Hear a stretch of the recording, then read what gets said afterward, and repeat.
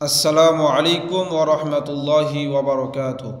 আলহামদুলিল্লাহি ওয়া কাফা ওয়া সালামুন আলা ইবাদিহিল্লাযীনা ইসতাফা আম্মা বা'দ। আলহামদুলিল্লাহ। আমরা আজকে একটি গুরুত্বপূর্ণ টপিক নিয়ে জানব, যেই টপিকটি হচ্ছে রাসূল সাল্লাল্লাহু আলাইহি ওয়াসাল্লাম বলেছেন এক শ্রেণীর মানুষ রয়েছে যারা জান্নাতে প্রবেশ করতে পারবে না। তাই আমরা জানব যে কোন শ্রেণীর মানুষ যারা জান্নাতে প্রবেশ করতে পারবে না। এই টপিকটি আমরা জানব একটি হাদিসের ভিত্তিতে ইনশাআল্লাহু তাআলা।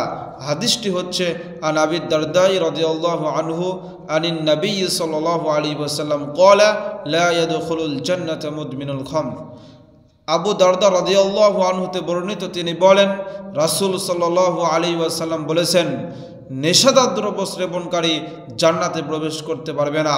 অতএব অত্র হাদিস দ্বারা প্রতীয়মান হয় যে যারা নেশাদার দ্রব্য পান করে, অর্থাৎ বিড়ি, তামাক, জর্দা, সিগারেট, ইয়াবাকুল, ফেনসিডিল পান করবে, তারা জান্নাতে প্রবেশ করতে পারবে না।